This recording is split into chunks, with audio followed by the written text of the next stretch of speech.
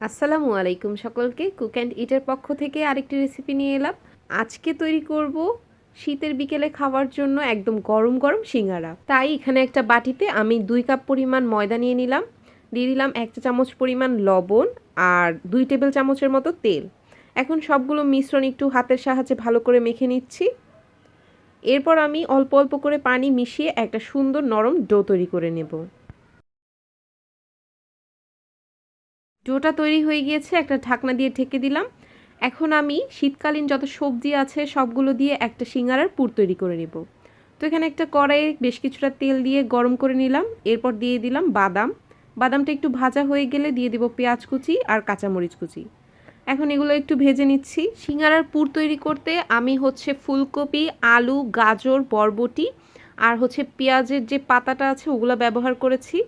আর এখানে 1 চা চামচের মতো মরিচের গুঁড়া, সামান্য পরিমাণ হলুদের গুঁড়া আর স্বাদ মতো লবণ দিয়ে এখন সবজিটাকে ভালো করে ভেজে নিচ্ছি। সবজিটা ভাজার ক্ষেত্রে আমি প্রথমেই পানিটা ব্যবহার করব না, এটাকে ঢাকনা দিয়ে ঢেকে কিছুক্ষণ রান্না করব আর সবজি থেকে কিছুটা পানি বের হবে। তো ঢাকনাটা উঠিয়ে এখন আর একটু নাড়াচাড়া দিয়ে নিচ্ছি। আর এখন অল্প একটু পানি দিয়ে দেব।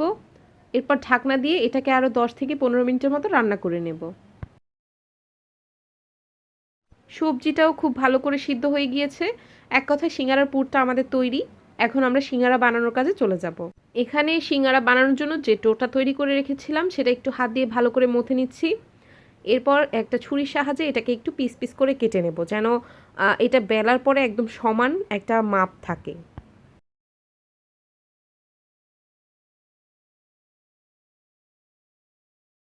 এক পিস নিয়ে এটাকে হাতের তালুতে একটু ভালো করে গোল করে নিচ্ছি। এরপর একদম লম্বা করে এটা বেলে নেব। রুটির মতো গোল করা যাবে না, একদম লম্বা করে একটু মোটা রেখে এরপর বেলতে হবে। আপনারা দেখতেই পাচ্ছেন যে আমি সিঙ্গারার যেই ডোটা বা লেয়ারটা এটা কতটা মোটা রেখেছি। এরপর এর মধ্যে পুর দিয়ে দিলাম।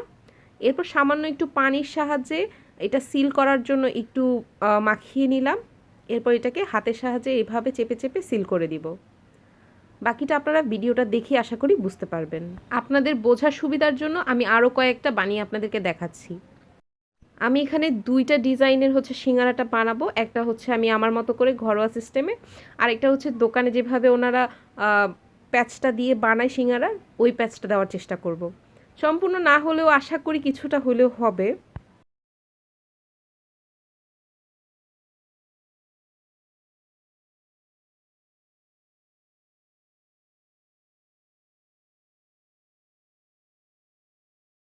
আমার কাছে তো এই ডিজাইনটা বেশি সহজ মনে হয়েছে। এখানে আমি পুরটা দিলাম, এরপর পানি দিয়ে একটু চারপাশটা এভাবে করে দিলাম। এখন এটাকে জাস্ট চাপ দিয়ে পুরোটা সিল করে দেব। এটা একদমই ঘরোয়া সিস্টেম, আমি আমার মতো করে করেছি। আপনারা আমাকে জানাবেন যে কোন ডিজাইনটা বেশি ভালো লেগেছে আপনাদের কাছে।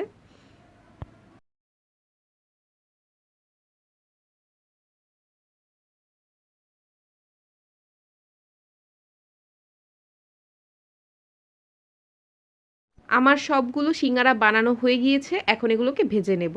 তো ভাজার জন্য তেলটাকে একদম গরম করে ফেলা যাবে না।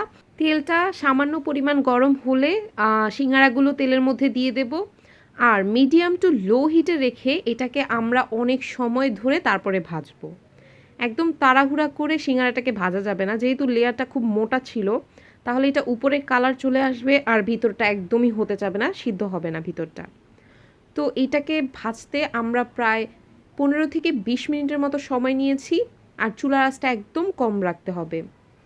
প্রথম পর্বে আমাদের সিঙ্গারাগুলো ভাজা হয়ে গিয়েছে, তাই এগুলোকে উঠিয়ে নিচ্ছি। দেখতেই পাচ্ছেন যে কালারটা কত সুন্দর এসেছে। এর পরের ধাপে বাকি সিঙ্গারাগুলো ভেজে নেব।